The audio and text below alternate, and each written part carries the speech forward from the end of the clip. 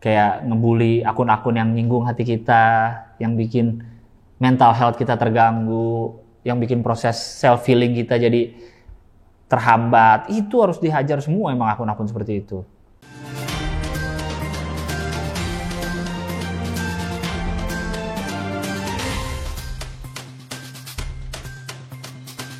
Selamat sore pemirsa, selamat datang di Liputan Petang Dunia dalam seputar berita Indonesia bersama saya, Gilang Baskara. Kali ini kami akan membahas fenomena aneh dan viral selama 2021 dari seluruh penjuru Indonesia. Karena kali ini episodenya spesial, tentu saja kami juga akan mengundang orang yang sangat spesial untuk membawakan episode kali ini. Siapa lagi kalau bukan pengamat pernikahan, perceraian, lingkungan hidup, jalan raya, teknologi, toleransi, asmara, permudikan, psikologi, media sosial, konten YouTuber, anggaran, kesehatan, penyiaran, dan korupsi. Bung Gilbas. Suatu kehormatan bagi saya untuk bisa membawakan episode spesial ini. Terima kasih banyak, Mas Gilang, atas kesempatannya. Bisa pulang aja. Iya itu, pintu keluar studio sebelah sana. Situ aja keluar. Saya yang megang. Baik pemirsa. Untuk fenomena seru pertama sepanjang tahun 2021 adalah soal fenomena membelokkan aturan. Kayak apa contohnya? Nih, ingat nggak berita ini? Jadi ceritanya begini, ada anak BEM UI bikin meme tentang Jokowi yang tulisannya King of Lip Service. Jadi hanya manis di bibir lah gitu istilahnya, karena janjinya banyak yang tidak terpenuhi. Lalu setelah itu kan BEM UI-nya dipanggil oleh Rektorat UI. Minta untuk meme-nya dihapus. Ternyata setelah diusut oleh netizen dengan sangat cepat, Pak Rektornya yang memanggil BEM itu rangkap jabatan sebagai Komisaris Utama BRI, yang mana adalah bank pemerintah. Lalu setelah ketahuan kalau Rektornya komisaris juga, apa yang terjadi selanjutnya? Bukan Pak Rektornya yang diomelin. Atau Pak Rektornya yang salah ternyata. Enggak. Ternyata aturannya salah, jadi kita belokin aja aturannya. Tadinya nggak boleh tuh Rektor rangkap jabatan juga. Jadinya setelah ada kejadian itu, boleh Rektor rangkap jabatan. Keren banget emang. Jadi beruntunglah kalian pejabat-pejabat di negeri ini, karena agak diuntungkan oleh undang-undang. Karena undang-undang kan yang bikin pejabat juga. Oke, satu lagi nih. Ada aturan yang baru soal karantina para pejabat di masa pandemi ini. Kalau ini sih bukan dibelokin ya. Malah ini nggak ada aturannya.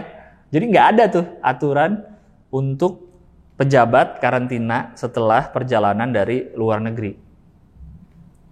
Aturannya hanya ada untuk warga biasa. Mungkin bagi negara gitu, pejabat tuh beda sama rakyat biasa. Pejabat tuh mungkin nggak bisa karena COVID gitu, kena penyakit, nggak bisa. Maunya nularin ke warga biasa aja gitu. Kayaknya COVID bisa lihat tuh, oh ini orang digajinya bukan dari pemerintah nih, kenain gitu. Kalau digajinya dari pemerintah, nggak bisa kena.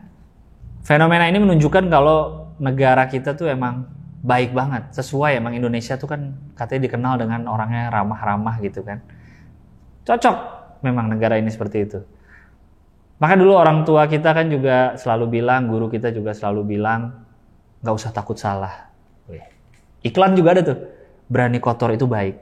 Kenapa nggak perlu takut salah, nggak perlu takut kotor? Karena kalau akhirnya salah, aturannya bisa diubah, aturannya bisa dibelokin. Jadi nggak perlu takut.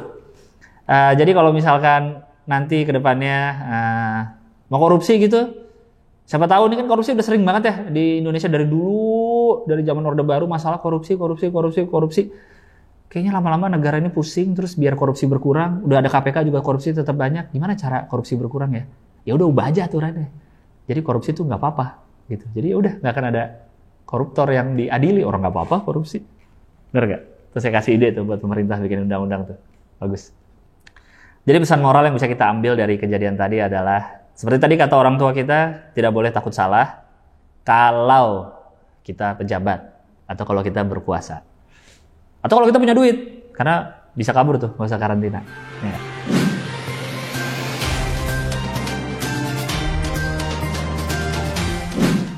Sekarang kita lanjut ke fenomena kedua, yaitu, wah ini sangat seru nih, karena cukup menghiasi berita TV maupun sosmed belakangan ini, yaitu adalah tentang aksi menteri kita yang sangat multi talenta. Demi keamanan saya dan para kru, bocil dan lain-lain, wajah pejabat ini akan kami sensor. Kalian bisa lihat sendiri aja lah video kompilasinya. Pasti juga udah pada sering lihat kok. Bisa dilihat dari video yang pertama, beliau nih seperti kakak tatip pas ospek di kampus tuh. Kalau ada yang nggak tertib dikit, langsung dimarahin, langsung ditunjuk-tunjuk, langsung dikejar. Keren sekali. Itu melihatkan betapa beliau tegas. Bagus sekali tuh. Aksi yang jarang dilakukan oleh menteri-menteri yang lain. Karena menteri-menteri yang lain kurang tegas. Ini yang sangat tegas. Lalu ada video berikutnya yang terlihat beliau ini seperti avatar ya. Avatar Aang tuh. Bisa mengendalikan cuaca. Atau saya nggak tahu ya beliau lagi ngendalin atau ngapain. Karena videonya kan hanya beliau seperti sedang mau menahan amarah badai gitu. Kita nggak tahu apa yang beliau lakukan. Saya yakin apapun itu pasti untuk yang terbaik. Pasti untuk yang terbaik bagi sosial. Karena kan sosial. Gitu. Jadi pasti nggak mungkin dia ngasal-ngasal. Pasti itu untuk yang terbaik. Pasti beliau ingin hujannya tuh reda, badainya biar nggak ada banjir, nggak ada hal-hal segala macam gitu. Ya walaupun kelihatannya beda-beda tipis sama pawang hujan ya, tapi jelas beda lah. Pawang hujan kan nggak nyampe jadi menteri. Video ketiga menunjukkan beliau kayaknya lagi mancing-mancing biar direkrut MLI nih, pakai dark joke beliau nih. Walaupun kayaknya beliau tuh nggak ngejok sih, beliau tuh hanya ingin memaksimalkan apa yang telah diberikan oleh Tuhan. Orang bilang itu maksa, katanya. Wah ini maksa orang bisu ngomong, maksa orang tuli ngomong. Enggak sih kalau saya lihat. Saya lihat beliau, benar kata statement beliau hanya memaksimalkan apa yang sudah diberikan Tuhan. Karena beliau melihat anak itu kan ada mulutnya kelihatan, ada kupingnya kelihatan, ada anggota tubuhnya, berarti bisa digunakan dong, bisa dimaksimalkan. Jadi beliau hanya ingin itu. Seperti yang beliau lakukan saat ngomong di depan panggung. Beliau memaksimalkan otak dia untuk meminta anak itu berbicara dengan memaksimalkan mulut dia dan memaksimalkan otak netizen untuk bereaksi. Keren sekali kan? Satu panggung tapi semua termaksimalkan. Mantap sekali. Video terakhir terlihat beliau sedang membantu petugas mengeruk tanah gitu yang mengganggu jalanan Semeru waktu proses evakuasi gitu biar jalan lancar. Itu ada tanah yang ngalangin, beliau bantu dengan tangan kosong. Bro, malu lu bro, lu lihat yang lain pakai cangkul, pakai apa. Beliau, ibu-ibu pakai tangan kosong, malu lu harusnya cowok-cowok yang ngaku masih kuat fisiknya tapi pakai cangkul, apalagi yang pakai ekskavator. Kelamaan, harus nyalain mesin dulu, apa segala macam. Langsung action pakai tangan. Walaupun saya nggak bilang nih cepet ya selesainya, tapi langsung yang penting kelihatan actionnya. Lu dulu main pasir di pinggir pantai kan juga nggak pakai cangkul gede gitu kan, pakai tangan. Emang itu yang beliau lakukan seperti masa kecil biar cepet evakuasi berjalan lancar. Jadi terima kasih kepada beliau sudah menunjukkan menjadi contoh panutan kepada rakyat Indonesia dan membuat kita bisa belajar gitu. Dari beliau kita belajar. Jadi nggak cuma dari Rahel V-nya doang kita belajar. Dari beliau kita bisa belajar bahwa pejabat-pejabat itu butuh talent yang banyak gitu. Jangan cuma punya satu talent, tapi multi talenta dan bisa langsung turun langsung action cepet melakukan pekerjaannya. Bukan hanya pencitraan di medsos gitu, tapi harus aksi nyata gitu. Jadi jangan cuma bisa satu skill doang. Industri 4.0 bro, nggak bisa cuma punya satu skill, harus bisa talent-talent yang lain. Fenomena ketiga adalah fenomena delik viral. Ini kalau yang nggak ngerti nih, di hukum kan ada namanya delik aduan. Jadi kita harus ngadu dulu, baru diproses hukumnya. Ini ada ini nih. Nah, ini ada yang namanya delik viral. Jadi harus viral dulu, baru mau dilanjutin proses investigasinya. Pasti sering lihat kan kasus-kasus kemarin tuh di timeline tuh yang rame dulu di sosmed, baru ditanganin. Nah itu ya, delik viral. Karena sekarang kayak gitu cara hukum kita bekerja. Itu kayaknya lebih baik deh. Daripada capek-capek kan ngusut, aduh kasus itu seru nggak ya untuk diusut sama penegak hukum? Daripada lama, mending scroll timeline aja nih, apa nih yang lagi seru. Oke, ini kita usut. Gitu aja. memudahkan kerja aparat. Contohnya kasus pelecehan yang terjadi dalam KPI, itu juga viral dulu baru rame karena katanya udah bertahun-tahun lalu terjadinya. Terus juga ada kasus aparat Randy yang diduga memaksa aborsi pacarnya sehingga akhirnya pacarnya bunuh diri. Lalu ada banyak lagi kasus-kasus lain yang entah kenapa munculnya kayak barengan gitu ya. Viral dulu baru akhirnya diproses. Kalian mungkin para netizen ngelihat hal-hal kayak gini langsung nyinyir pasti kan. Nah, aparat penegak hukum mah viral dulu baru diproses. Kalau nggak rame di sosmed pasti nggak akan dilanjutin. Gue pernah tuh ngelapor gini didiemin, nggak ada ini. Salah. Kalian ini benar-benar hanya bisa nyinyir dan nggak ngerti, nggak bisa ngelihat lebih dalam, nggak bisa ngelihat ke depan ada apa sebenarnya. Kemarin kita lihat rame-rame kan pemerintah ngomongin soal metaverse. Sekarang pemerintah punya kosakata baru nih. Selain milenial dulu kan, sering banget ngomong milenial apa milenial. Ada metaverse yang lagi sering dipakai.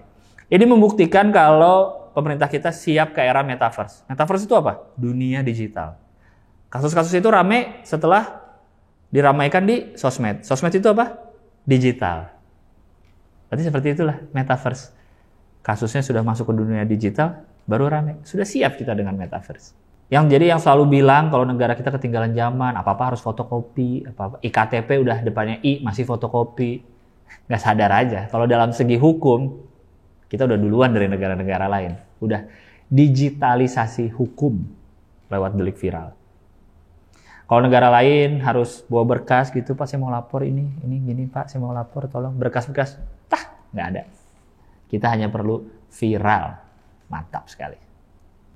Jadi secara teknologi kita mungkin kelihatannya ketinggalan, tapi secara hukum kita udah paling depan. Katanya kan Korea Selatan tuh negara pertama katanya yang udah bikin metaverse. Oke, boleh. Kalau mereka menjadi negara pertama yang bikin metaverse, tapi Indonesia jadi negara pertama yang hukumnya sudah berjalan di dunia digital. Jauh lebih dari industrinya. Kalau industri baru 4.0 mungkin hukum kita udah 7.0 kali atau 8.0 kali, udah nggak kekejar lah pokoknya lah. Fenomena keempat di tahun ini, ingat nggak Microsoft bikin penelitian dan ternyata hasil penelitiannya salah total. Nih kayak gini nih. Kalau dilihat dari komen-komennya, sekilas kelihatannya hasil penelitian Microsoft ini benar karena akun Microsoft terbukti digas oleh netizen Indonesia. Nggak cuma kasus itu, waktu itu juga Dewa Kipas tuh kalau ingat yang main catur tuh. Saat itu kan digas tuh si Gotham Chess karena si Gotham Chess ini menuduh si Dewa Kipas ini nge-cheat. Akhirnya diomelin tuh Gotham Chess sama netizen. Belum lagi kasus Dayananya Vicky Naki yang bisa ngomong macam-macam bahasa tuh yang di Ome TV. Netizen tuh langsung bikin gerakan unfollow rame-rame. Jadi unfollow si ceweknya tuh gara-gara kasus itu. Belum lagi yang terakhir, meninggalnya Laura Anna. Netizen tuh ngucapin bela sungkawa ke akun Laura yang lain. Orang bule, nggak ngerti apa-apa, orangnya masih hidup. Sampai dia bikin di story-nya, hey ini gue bukan Laura yang meninggal ya, gue masih hidup. Harusnya akun yang asli tuh ini. Sampai nulis kayak gitu dia di story-nya, saking udah banyaknya mention dari Indonesia yang masuk. Padahal contoh-contoh di atas tadi tuh justru membuktikan kalau riset yang dilakukan Microsoft itu salah besar. Netizen kita kelihatan sekali sangat sopan dan bersahaja di situ. Mereka ngeliat dulu masalahnya apa, baru ngegas. Itu kan membuktikan kalau tingkat literasi kita tinggi banget, walaupun suka ngegas. Itu juga menunjukkan bahwa nasionalisme mereka, kecintaan mereka terhadap merah putih itu sangat tinggi banget. Sehingga mereka membela segitu besarnya yang ada hubungannya dengan negara ini, walaupun ujungnya salah, tapi tetap bela dulu. Saya salut sekali. Kayaknya kelakuan-kelakuan netizen yang seperti ini nih harus tetap ada di 2022. Karena kan kita hidup, sekali lagi, sudah masuk ke era digital, metaverse tadi tuh. Semua serba terbuka. Jadi semua emang harus dimaksimalkan. Kayak ngebully akun-akun yang nyinggung hati kita, yang bikin mental health kita terganggu, yang bikin proses self-healing kita jadi terhambat. Itu harus dihajar semua emang akun-akun seperti itu. Kurang lebih begitu saja episode Kaleidoskop tahun 2021 kali ini. Saya Bung Gilbas menggantikan Mas Gilang. bersama kru yang bertugas mengucapkan selamat Nataru, Natal dan Tahun Baru. Selamat malam. Sampai jumpa.